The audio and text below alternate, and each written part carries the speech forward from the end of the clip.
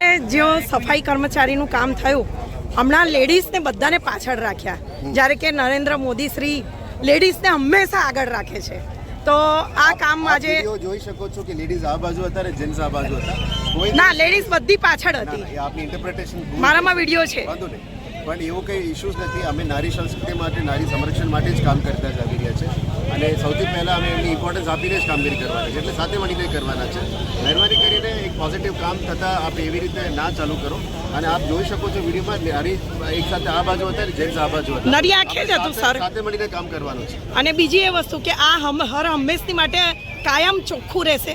બિલકુલ સિટીને ચોખ્ખું રાખવાનું ફક્ત બીએમસીનું કામ નથી બીએમસી ચોખ્ખું તો રાખશે જ પણ કચરા ના નાખવાનું અને સિટીને સ્વચ્છ રાખવા માટે પબ્લિકનું પણ જવાબદારી છે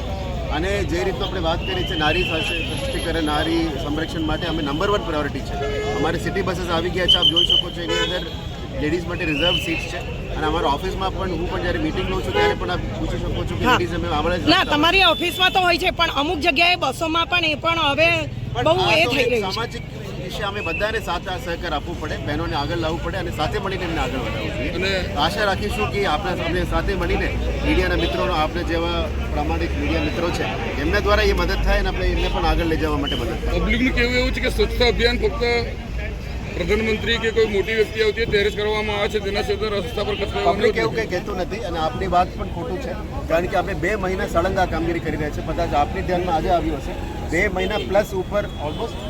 200 રોડ આપણે કમ્પ્લીટ કરી દીધા છે એટલે આપને જે માહિતી આપે છે ખોટું લાગે છે થેન્ક યુ વડોદરા શહેરમાં સ્વચ્છતા અભિયાન તેજ ગતિએ પ્રધાનમંત્રીના આગમન પૂર્વે તંત્ર એક્શનમાં વડોદરા શહેરના ગદા સર્કલ વિસ્તારમાં આજે વિશાળ સ્વચ્છતા અભિયાનનું આયોજન કરવામાં આવ્યું હતું આવનાર તા 11 મે 2026ના રોજ ભારતના પ્રધાનમંત્રી નરેન્દ્ર મોદીના વડોદરા આગમનને ધ્યાનમાં રાખીને શહેરને સ્વચ્છ સુંદર અને વ્યવસ્થિત બનાવવા માટે તંત્ર દ્વારા આ ખાસ પહેલ હાથ ધરવામાં આવી છે આ અભિયાન હેઠળ ગદા સર્કલ સહિત આસપાસના વિસ્તારોમાં વ્યાપક સફાઈ કામગીરી હાથ ધરાઈ હતી મોટી સંખ્યામાં સફાઈ કર્મચારીઓ સુપરવાઇઝરો અને મ્યુનિસિપલ સ્ટાફે ભાગ લઈને રસ્તાઓ ડિવાઇડરો નાળાઓ અને જાહેર સ્થળોની સફાઈ કરી હતી કચરો ઉઠાવવા ધૂળ માટીને દૂર કરવા અને વિસ્તારમાં સ્વચ્છતા જાળવવા માટે મશીનરી તથા માનવીય બળ બંનેનો વ્યાપક ઉપયોગ કરવામાં આવ્યો હતો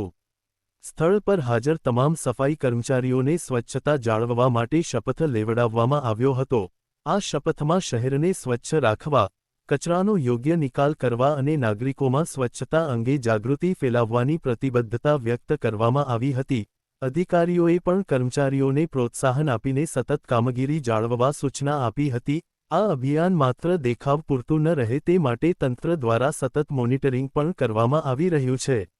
શહેરના મુખ્ય માર્ગો જાહેર સ્થળો અને પ્રધાનમંત્રીના રોડ શો રૂટ પર વિશેષ ધ્યાન આપવામાં આવી રહ્યું છે જેથી આગમન સમયે શહેરની છબી સ્વચ્છ અને વ્યવસ્થિત દેખાય સ્થાનિક રહેવાસીઓમાં પણ આ અભિયાનને લઈને ઉત્સાહ અને સહભાગિતા જોવા મળી હતી કેટલાક નાગરિકોએ સ્વયંસેવક તરીકે જોડાઈને સફાઈમાં સહકાર આપ્યો હતો જ્યારે અન્ય લોકોએ પોતાના વિસ્તારમાં કચરો ન ફેંકવાની અને સ્વચ્છતા જાળવવાની પ્રતિજ્ઞા લીધી હતી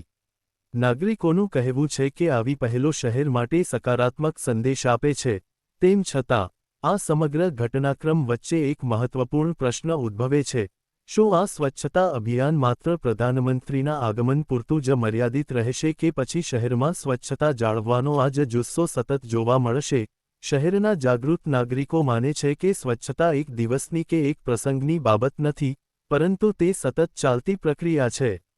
જો તંત્ર અને નાગરિકો બંને સાથે મળીને કામ કરે તો વડોદરાને કાયમી રીતે સ્વચ્છ અને સુંદર બનાવી શકાય હવે નજર રહેશે કે તંત્રની આ પહેલ માત્ર તાત્કાલિક તૈયારી પૂરતી સાબિત થાય છે કે પછી તે શહેરમાં લાંબા ગાળાની સ્વચ્છતા વ્યવસ્થાનો મજબૂત આધાર બને છે।